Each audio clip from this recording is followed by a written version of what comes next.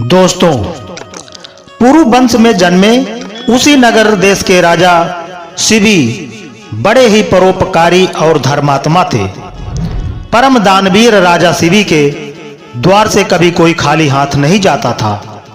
प्राणियों के प्रति राजा शिवी का बड़ा स्नेह था। उनके राज्य में हमेशा सुख, शांति और स्नेह का वातावरण बना रहता था।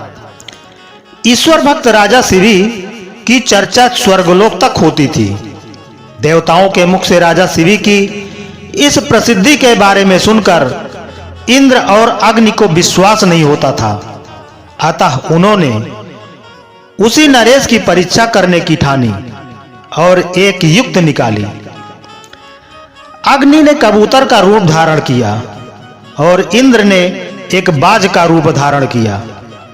दोनों उड़ते उड़ते राजा शिवी के राज्य में पहुंच गए। उस समय राजा शिवी एक धार्मिक यज्ञ का अनुष्ठान कर रहे थे।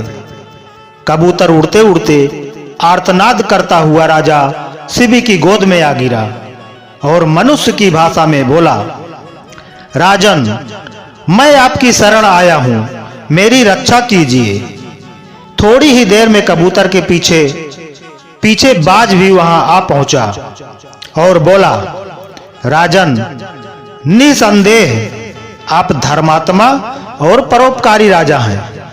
आप कृतघ्न को धन से, झूठ को सत्य से, निर्दयी को क्षमा से और क्रूर को साधुता से जीत लेते हैं। इसलिए आपका कोई शत्रु नहीं। इसलिए आप अजात शत्रु नाम से प्रसिद्ध हैं। आप अपकार करने वाले का भी उपकार करते हैं। आप दोष खोजने वालों में भी गुण खोजते हैं। ऐसा महान होकर आप यह कह रहे हैं, मैं क्षुधा से व्याकुल होकर भोजन की तलाश में भटक रहा था। तभी संयोग से मुझे यह पक्षी मिला और आप इसे शरण दे रहे हैं। यह आप अधर्म कर रहे हैं। कृपा करके यह कबूतर मुझे दे दीजिए, यह मेरा भोजन है। इतने में कबूतर बोला, शरणार्थी की प्राण रक्षा करना आपका धर्म है।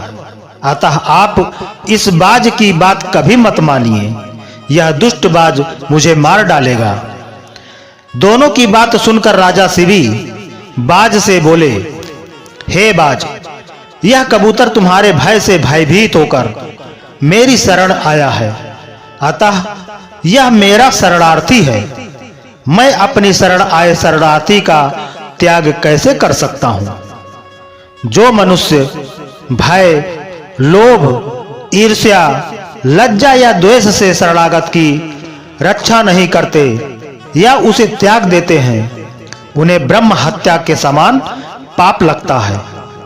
सभी जीवों को अपने प्राण प्रिय होते हैं। समर्थ और बुद्धिमान मनुष्यों को चाहिए कि असमर्थ व मृत्यु भय से भयभीत जीवों की रक्षा करें। अतः हे बाज, मृत्यु के भय से भयभीत है कबूतर, मैं तुझे नहीं दे सकता। इसके बदले तुम जो चाहो खाने के लिए मांग सकते हो। मैं तुझे वह अभीष्ट वस्तु देने को तैयार हूं। तब बाज बोला, हे राजन, मैं क्षुधा से पीड़ित हूं। आप तो जानते ही हैं, भोजन से ही जीव उत्पन्न होता है और बढ़ता है। यदि मैं क्षुधा से मरता हूं तो मेरे बच्चे भी मर जाएंगे। आपके एक कबूतर को बचाने से कई जीवों के प्राण जाने की संभावना है। हे राजन, आप ऐसे कैसे धर्म का अनुसरण कर रहे हैं जो अधर्म को जन्म देने वाला है? बुद्धिमान मनुष्य उसी धर्म का अनुसरण करते हैं जो दूसरे धर्म का हनन न करे। आप अपने विवेक के तराजू से तौलिए और जो धर्म आपको अभीष्ट हो वह मुझे बताइए। राजा शिवी बोले, हे बाज, भय से व्याकुल हुए शरणार्थी की रक्षा करने से बढ़कर कोई धर्म नहीं है।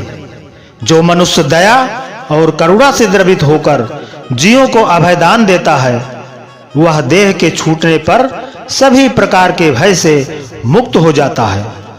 धन, वस्त्र, गौ और बड़े बड़े यज्ञों का फल यथा समय नष्ट हो जाता है, किंतु भयाकुल प्राणी को दिया अभयदान कभी नष्ट नहीं होता। अतः मैं अपने संपूर्ण राज्य और इस देह का त्याग कर सकता हूं, परंतु इस भयाकुल पक्षी को नहीं छोड़ सकता। हे बाज, तुझे आहार ही अभीष्ट है, सो जो चाहो सो आहार के लिए मांग लो। बाज बोला, हे राजन, प्रकृति के विधान के अनुसार कबूतर ही हमारा आहार है, अतः आप इसे त्याग दीजिए। राजा बोला, हे बाज, मैं भी विधान के विपरीत नहीं जाता। शास्त्र कहता है, दया धर्म का मूल है, परोपकार पुण्य है और दूसरों को पीड़ा देना पाप है। अतएव तुम जो चाहो सो दे सकता हूं, परंतु एक कबूतर नहीं दे सकता। तब बाज बोला, ठीक है राजन, यदि आपका इस कबूतर के प्रति इतना ही प्रेम है तो मुझे ठीक इसके बराबर तोलकर अपने मांस दे दीजिए, जिससे मैं अपनी क्षुधा शांत कर सकूं। मुझे इससे अधिक और कुछ नहीं चाहिए। प्रसन्न होते हुए राजा शिवी ने कहा, हे बाज, तुम जितना चाहो उतना मांस मैं देने को तैयार हूं। यदि यह क्षणभंगुर देह धर्म के काम ना आ सके तो इसका होना व्यर्थ है।